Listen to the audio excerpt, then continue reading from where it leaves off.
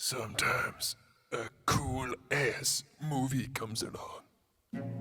Sometimes someone comes along to make a video about a movie. Sometimes that someone is Batman. And Batman makes the video so early and then it takes so long to make that it sounds weird coming out now. But Batman ain't no bitch. Oh no. But he did almost just throw up and then shit his pants. Batman is not feeling good. Note to self. Stop at CVS Pharmaceuticals on way back from crime fighting tonight. Sometimes patience is virtue. Sometimes you say, achoo. Bless you. Thank you. Batman out. The time has come. The Batman has arrived in all of its moody glory. And in the current wasteland of mindless and overstuffed blockbusters, what the Batman has to offer is something that we're familiar with, but maybe haven't seen on the big screen in quite some time. Ultimately bringing a unique cinematic experience that we need far more of. Let's break it down.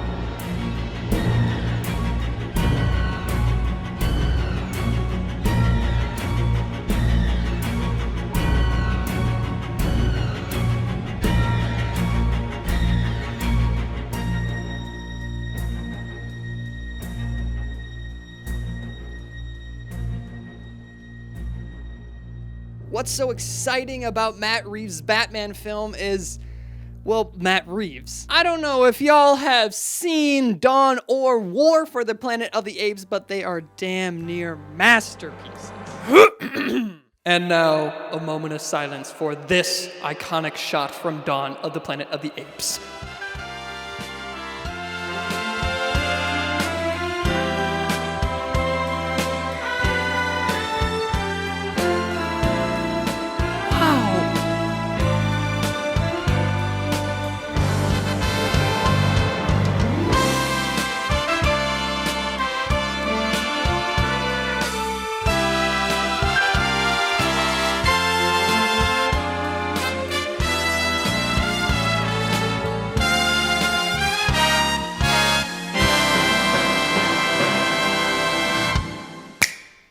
So yeah, Matt Reeves fucking rocks. Ever since the development stages of the film, we've heard all about how Matt Reeves has essentially had creative control over the project, which is incredibly rare with big studio movies. I have to thank Warner Brothers for respecting the vision of the movie, and the movie is, look, it's so many things. Obviously, it's a propulsive spectacle, it's a horror movie, but it's also a very intricate detective story, and I wanted to do the world's greatest detective story for Batman because it hadn't been done to the degree that I wanted to in a movie, and they let us do it. Studios are typically afraid to take this risk as they need to appeal to mass audiences in order to make their money back. And without consulting with the creative vision of the director, they could end up with an incredibly niche product. So ever since the beginning, the Batman seemed like it was kinda gonna be a bit of a gamble. So to track this back a little bit, we have to ask the question, was this movie really ever gonna fail? Probably not. It's Batman.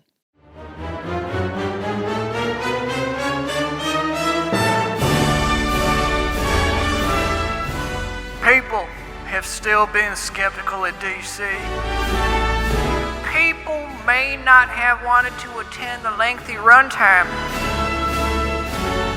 People may not have wanted to see something so serious in these dark times. People may not have wanted to potentially contract a virus that's been eating away at the world. People may not have wanted to see another reboot, and this time starring, that guy from Twilight.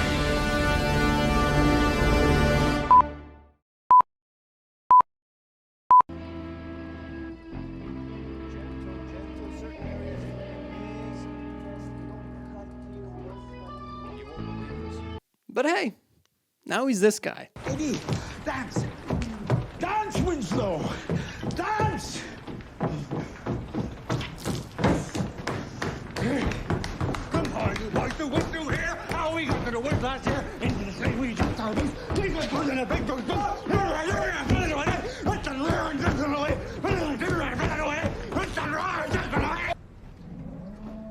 Now, some films are inevitably gonna make an assload of money because of the properties involved. Of course! No Way Home was gonna cross $1 billion. I mean, it brought in all the old fucking Spider-Man. It could have been dog shit and people would still watch it. The point I'm trying to make here is that people nowadays like familiarity. And while they may have been familiar with Batman as a character, a majority were skeptical of many aspects when deciding to see the film. Now, the good news, after the film has been out for a little while, people are seeing the film.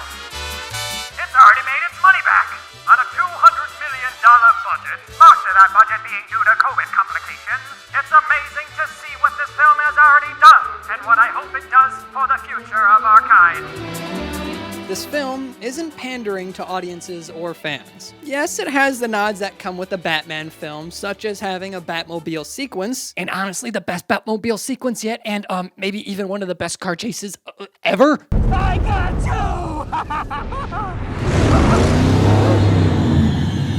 you! Although the film's main focus seems to be simply making a good movie. One that has a clear and concise plot, including characters that have purpose, with reveals and set pieces that really contribute to the buttery smooth pacing for this behemoth of a picture without ever getting too messy or stale. But still gives them complete arcs for this film alone. What's special is that the Batman is perfect to look at as a film on its own. With so many of these blockbuster films being attached to different universes now, it's nice to have something that feels like a grand and whole cinematic experience all on its own. The film absorbs you into it through the sound that livens up Gotham and brings weight to the characters.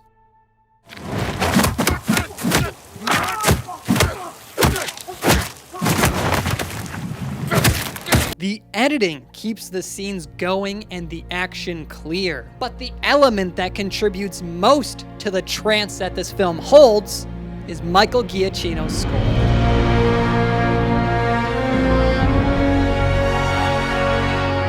What's so refreshing is that Giacchino's score creates a distinguishable theme for each character and knows how to play them off of each other in ways that tell a story through the music as well. The score is arguably the soul of a film. Also, knowing that Giacchino completed most of the score before the thing was even shot is so fucking cool. He crafted it through the script and conversations he had with Reeves. Also, Robert Pattinson said that Matt Reeves would play the score on set, and it was extremely beneficial to helping him get into the essence of his character. The fact that so many people are praising the score alone and haven't said jack shit about most other recent blockbusters shows that keeping the score in mind ahead of even shooting the film clearly pays off for not only the audience of the final product of the film, but also the creative process when making the film. What's great is that you can see Reeves bringing his style/vision from past projects onto this one. What I've realized is that once some of these directors are attached to studio films, their style suddenly changes and becomes so accessible to the point of then being unrecognizable from the director's past works. Not saying that all these filmmakers should be making dark and serious cinema like this. I mean, look at what James Gunn did with the Suicide Squad. Even he stated that the studio heads over at DC let him run wild opposed to those elsewhere. And the film ended up being a weird and wacky blast of fresh air. I don't even want to talk about it, but the new Star Wars trilogy is a prime example of when studio heads get in the ways of their creatives. There is a phenomenal video essay that breaks down the new trilogy, and I will link that down in the description. Granted, every director is different. That's a part of their job, is bringing their unique vision to the product. And yeah, Matt Reeves seems to be very detailed in his visions anyway. So what would be nice is to hire on these detailed and stylistic filmmakers. Let them do their thing and make these films at least feel like they have their own place on the big screen.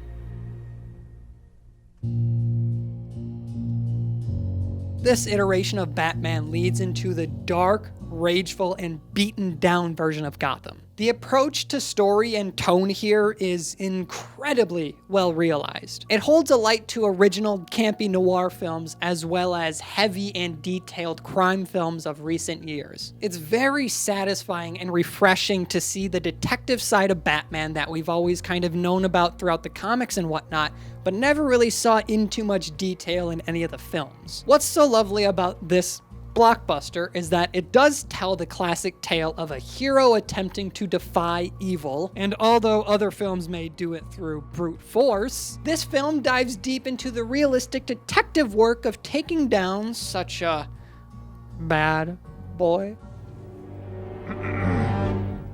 I thank you.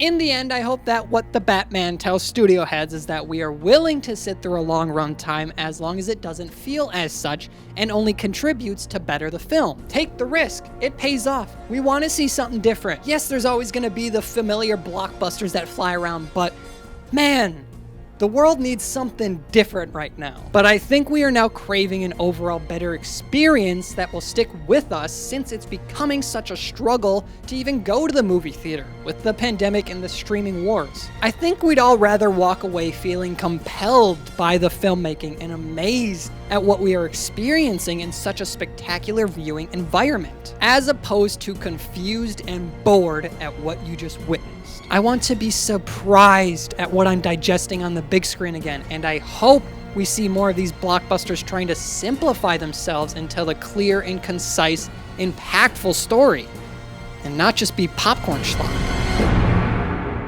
Well, that'll be the end of that. Thank you so much for watching. Please subscribe, stay tuned, and I'll see you soon. How do you fucking say Giacchino? Giacchino. My name is Giacchino. Okay, that was weird. No, it wasn't. You're weird, fucko. Fucko is officially one of my new favorite curse words, and I need to say it a lot more. Fucko. Michael Giacchino. Giacchino. Fuck. That makes a lot more sense. Oh, I could have paused this. I'm done with it.